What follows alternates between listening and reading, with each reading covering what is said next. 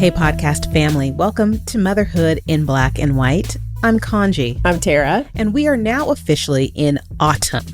I guess Labor Day is the official season-changing holiday.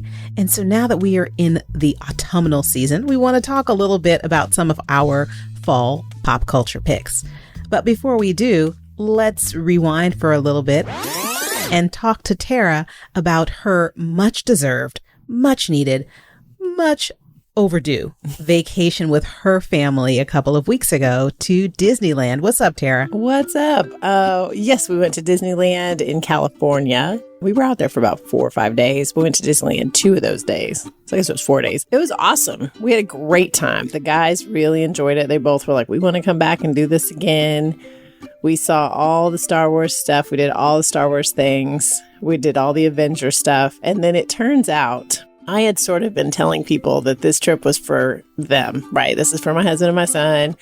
I'm going along. It'll be fun. I'll have a good time, but it's really for them. I'm going to tell you something. I am, it turns out, a complete Disney nerd. I was up there, like the boys even went home early the second night, but I stayed up there till like 10 o'clock both nights to watch the shows and to see the lights and the fireworks.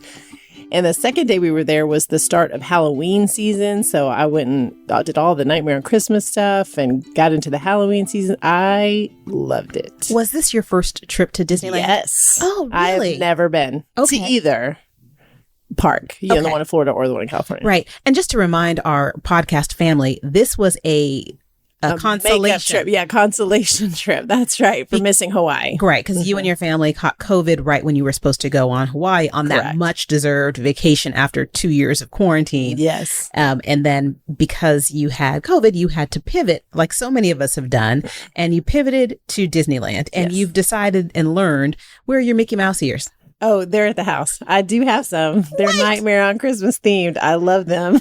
So when I wore them for 2 days. When I asked about the ears, I was joking. No jokes. You have them. I have them. Ooh, I'm going to have to talk badly about you.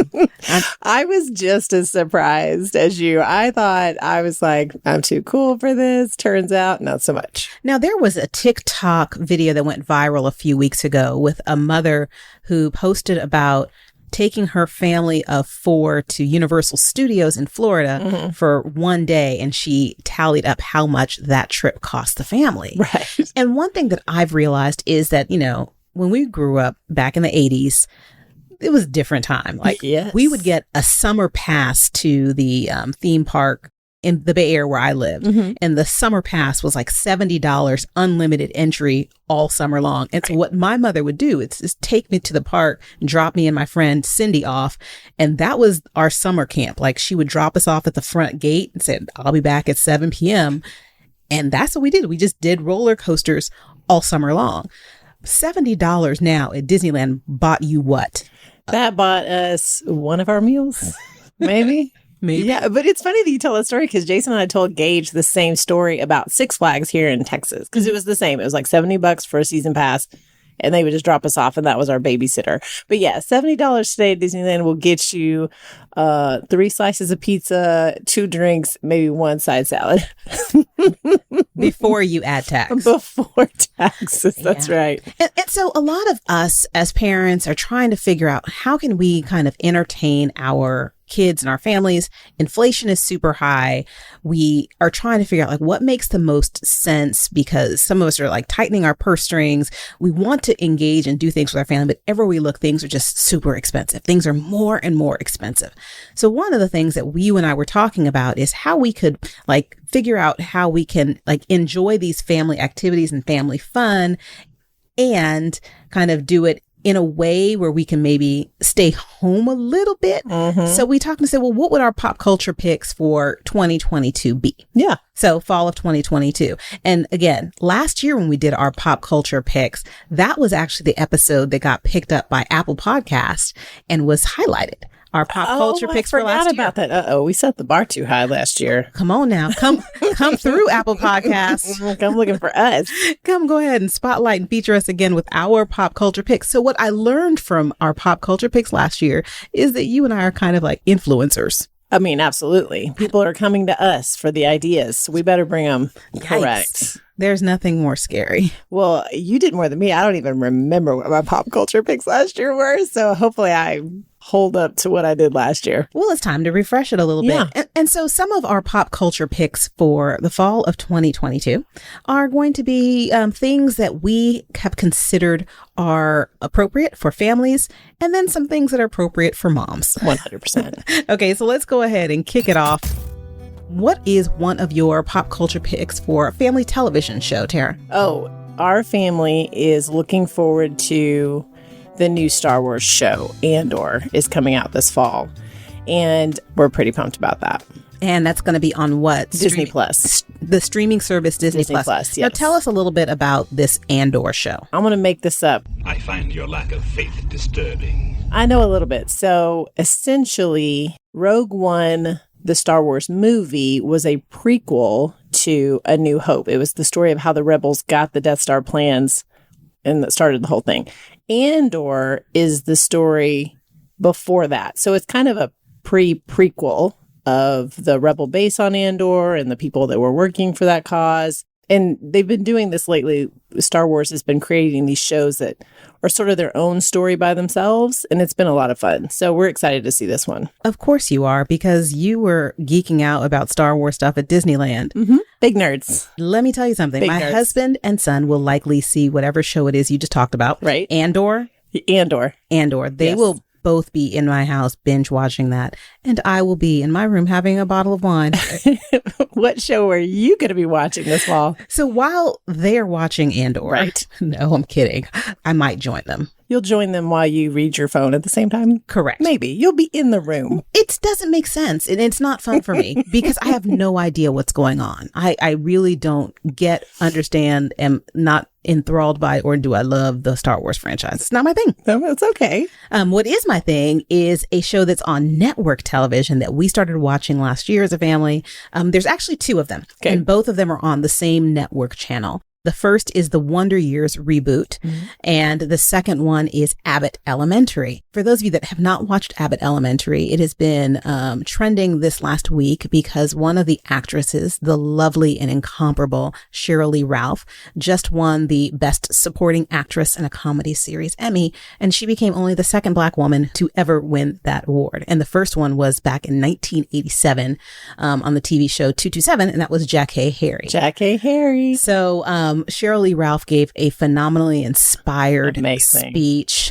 with song because she started her career on Broadway. But Abbott Elementary is it's a comedy, and it reminds me of The Office the way it's set up. And, but it's a comedy about teachers who are teaching in an inner city school outside of Philadelphia and their experience with teaching. And it's just hilarious. The characters, the ensemble is top notch. And also, for a very short period of time, I was a middle school teacher. I forget that. It's every time you say it, I'm like, oh yeah, I forgot. It's so easy to forget because my teaching tenure was so short. In 1 year. And then I said, I have to retire. This teaching thing is not for me. But whenever I watch that show, I'm reminded of exactly kind of like why I retired. Right. You're like, yes, I remember this. But it's a good show. It's a family show that we can watch together. Similarly, the Wonder Years reboot, it's also a family show and family friendly. So both of those shows are shows that my husband, Roman, and I will be watching together. So those are our television pop culture picks for our family. What is something that you're going to be watching without Jason and Gage, Tara? On TV? A streaming service on TV, yeah. Without Jason and Gage. I cannot think of one single thing. I'm in a weird little rut right now where I know that everybody looks to me for the streaming and what are you watching? I haven't been watching a lot. I mean, Grey's is coming back. I'm always looking forward to that in the fall, and I watch that without them, but I can't think of anything that's on my radar just for me. Do you have something? Grey's Anatomy. I mean, clearly. Yeah. That is something I watch by myself, and I always enjoy when it comes back. And this summer, there were a lot of shows that I watched by myself. And I would think that if you are looking for something to catch up on, I would highly recommend Only Murders in the Building. Oh, no, I watched Only Murders. Oh, yes, I did watch Only Murders. That one was really so really good. Fun and entertaining. And if you're looking for something, I don't know if it's if it's appropriate for smaller kids, but definitely kids that are adolescents. Yeah, I bet our boys are old enough. It's more funny than it is graphic or shocking, I think. And I don't think they would find it super funny. Yeah, it's definitely dry. It's a different kind of funny. Yeah. So that's what I just finished watching. And what I do like about watching streaming shows after they have ended is the ability to kind of binge them. Yes. Otherwise, what you have to do sometimes is either wait week by week, like we used to do in the good old days. It's just you get one TV show episode a week. But we've been spoiled. You know, Netflix drops all 10 episodes of Cobra Kai. And what ends up happening is me, my husband, and son, we binge watch it for 4 hours on a Saturday. Cobra Kai is easy too because those are short episodes. You can knock those out pretty fast. And again, that's also a show where with older kids, because there's a lot of graphic language in there. Yes, that one Gage has wanted to watch, but he hasn't sat down to do it. But I'd let him. But that one gets wild. It's fun. Yeah, it's really fun, and campy, and it's also something that it's multi-generational because it harkens back to our childhood, right? So we can get very nostalgic about things that we watched and we listened to, and the music and the characters, and we see it now through their eyes, right? Which is fantastic. And what has happened this year is we've seen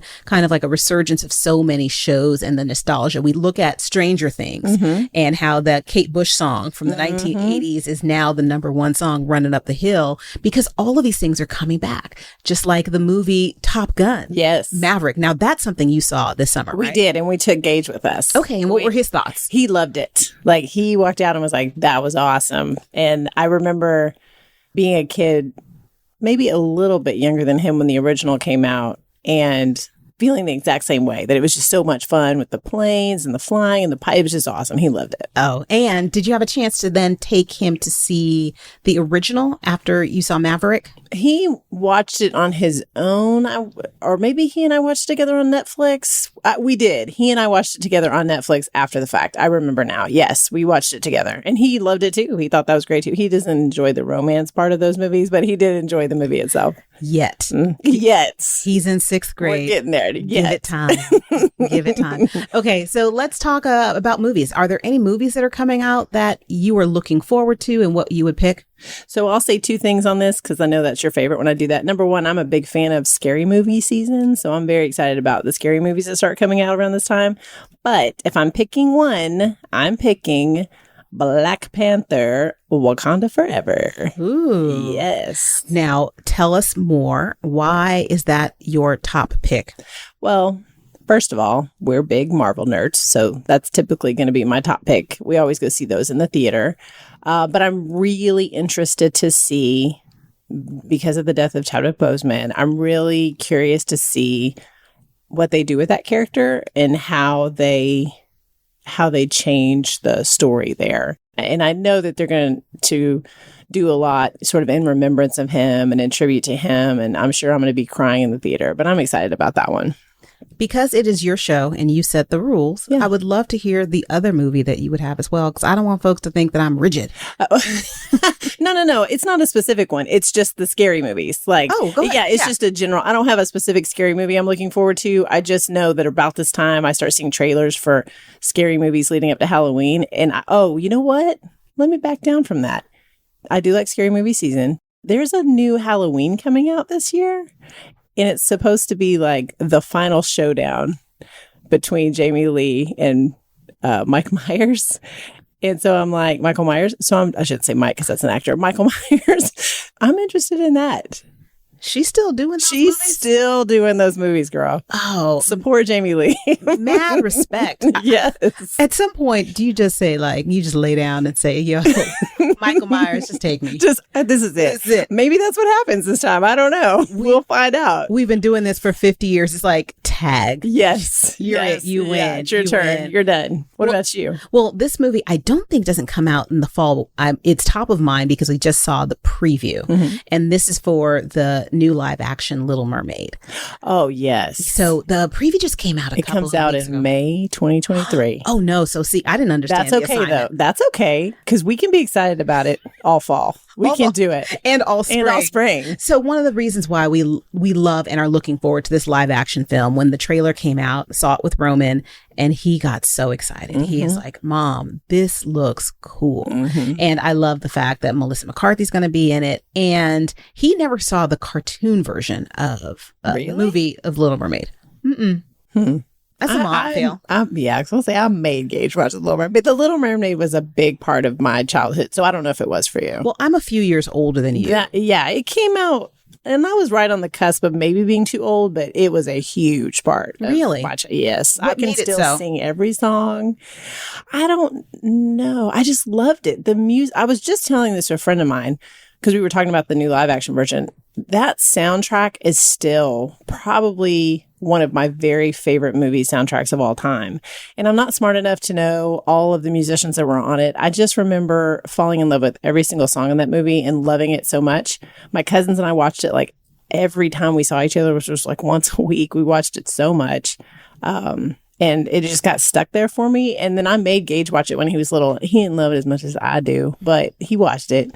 And my cousins and I are planning to go see it together. Okay. The new one. Okay. Are there any, since you are now our Disney queen, are there any Disney movies other than the Black Panther sequel that are coming out that might be for younger kids, animated movies that are coming out? I don't think animated, or not that I know of. I don't stay on top of cartoons as much anymore, I'll be honest. Not that I can think of off the top of my head for Disney. But live action, obviously. And, you know, they just did Pinocchio. That was pretty recent, which was live action. That was trash. Listen, Pinocchio cartoon scared the death. I mean, it scared me to death when I was little. So I'm not watching it live action at all. I tried. There are certain movies that hold a place in your heart. Like you were talking about The Little Mermaid. And there are stories that we remember and there are lessons that we learn from some of these movies that we want to pass on to our kids. Yeah. So for Pinocchio, I said, this is a great story to talk to and show my child about the importance of honesty and kind of, that's what I remembered from it. Like when I think about Pinocchio and Geppetto, I was like, let's go ahead and you think about what happens if you tell a lie. My kid was like, this is ridiculous. He couldn't get past the hilarity of it all to even get the message. Right. Like, it was all lost on him because he couldn't get past the whole boy made of the wood logic thing. was missing. He's like, there's no logic here. This doesn't make sense. Yes. But you like learned about having a conscience, and it just scared me. When he got kidnapped and taken off to that island, it scared me. I was like, this movie's awful. I'm never watching this again. But you're the one that likes horror movies, traumatized. Yeah, not Pinocchio though. Yeah, that's true. That's true. And so when we were thinking also about what are you listening to right now in terms of music, and this is the second part of this one. Yes. Would it be family appropriate for you?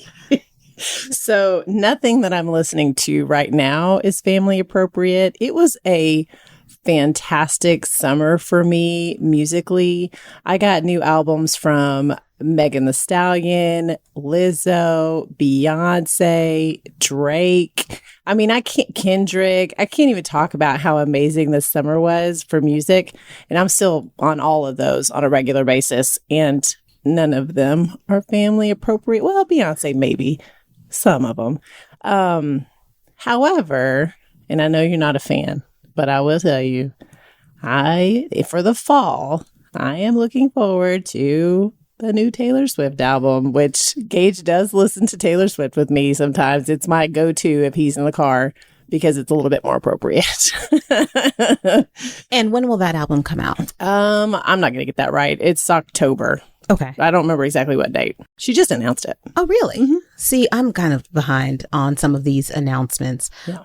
One of the things that we've been listening to a lot, unfortunately or unfortunately, it's we've been listening to a lot of Broadway and show tunes. So we talked on a podcast episode last season about how you were at the conference in Florida. Yes. And Leslie Odom Jr., who played the role of Aaron Burr in Hamilton, who originated that role, he was one of the keynote speakers at the conference you attended.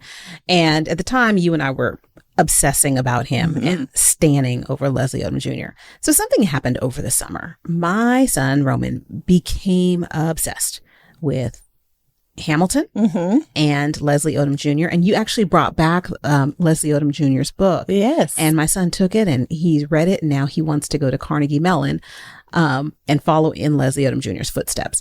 All of this to say that our music selection for the fall of 2022 is limited to the Hamilton soundtrack. There are no music songs playing. There is no option for me to play anything when he gets in the car other than the Hamilton soundtrack. So as much as I would love to listen to Megan Thee Stallion's new album, did I hear it? You have to. Nope.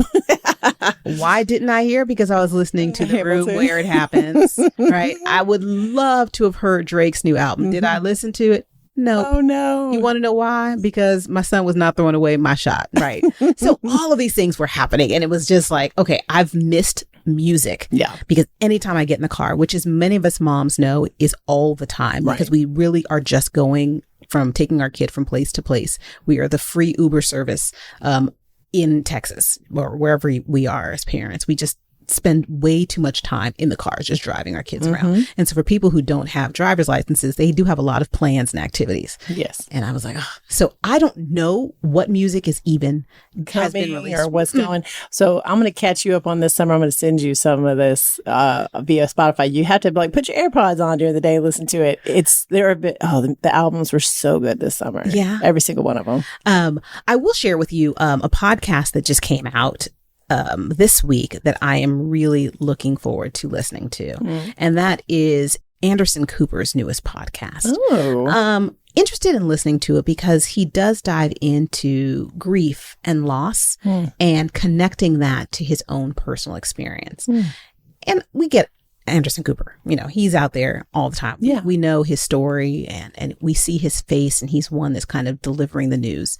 But I like the fact that he's taking this time to really talk about what it's like to grieve, to mourn, and to lose. And so that podcast was just released this week, and that is on my to listen to list this weekend while I am sitting in a parking lot waiting for my son to finish rehearsal. That's awesome. I love Anderson Cooper. Yeah. You'll have to let me know. I'll have to put that on my list. I've been very remiss. You haven't been listening to much music. I was listening to only music for the last few months. I have not been on, obviously I listen to Motherhood and Black and White, but outside of ours, I have not been on a podcast kick much at all. I went and saw my very favorite podcast live about a month ago, and that was fun. So I've been catching up a little bit on them. That's How Did This Get Made, which is a couple of comedians, and they talk about quote unquote bad movies, and it gets hilarious. But other than that, I have not been on a podcast kick lately. Just music for me. Well, that's good to hear. And if you would create, I'm giving you more tasks. I'll do it. Create like a Spotify playlist for me, or just give me some suggestions, and I will listen to that this weekend as well. What other picks would you have in terms of like pop culture, things that you're most looking forward to, or something that you would recommend for our podcast family before we wrap up this week? I have three things. One is something we're doing together. I'm very much looking forward to the Lizzo concert this fall. That's coming up. On the back of that, I also have tickets to see Queen Mary J. Blige this fall. So I'm very excited about that. So you know me, I always got a couple of concerts on the list that I'm looking forward to. And then lastly, the most important that I'm looking forward to is seeing Roman in his show that he's leading this fall with his local group. I'm excited about it. Oh, his local theater production of Disney's Descendants. Yes. I'm glad you're looking forward to it. I'm a self-proclaimed Disney nerd. You are. So that's why he will be excited to have you there. Because I was like, what show? I realized that didn't really watch a lot of Disney shows with him when he was younger. Didn't do a lot of Disney movies, or even when the Disney Channel had TV shows and original movies, we didn't watch a lot of those. Okay. And I talked to people my age who had kids around the same time that Roman was born. And this was early 2010s.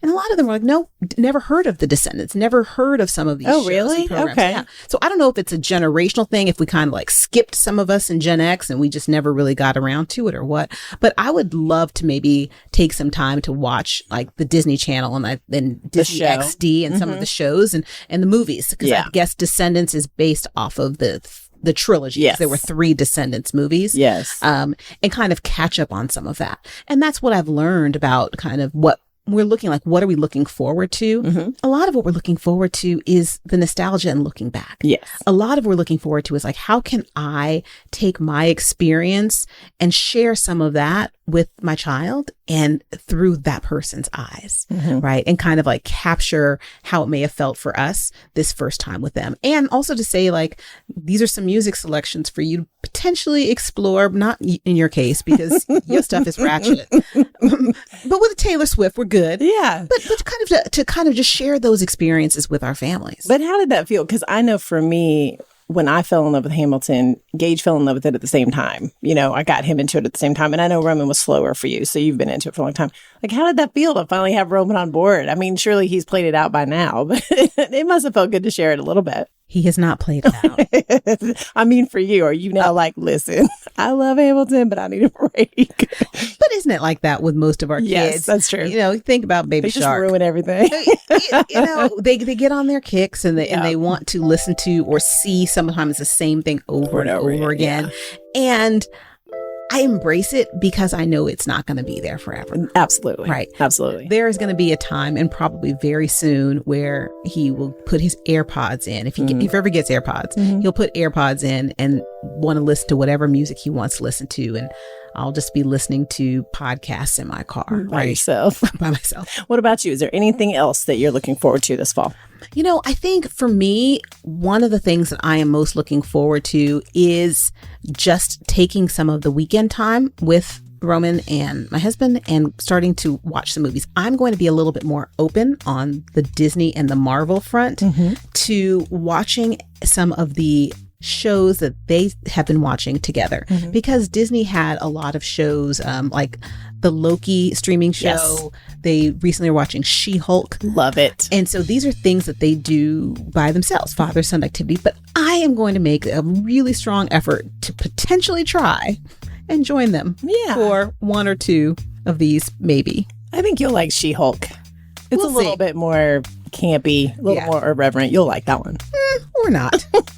but it's all a part of the journey, and we will keep it open and we will keep it together, and we will see so many things to look forward to in the next few months. In the next couple of months coming up here on Motherhood in Black and White, we do have some amazing guests lined up, and we want to continue to share their journeys of motherhood with each and every one of you. And we will continue to kind of track along as we share our own journeys, as our sons are now deep in the throes of middle school, with Tara's son Gage, 6th grade, and my son Roman in 8th grade.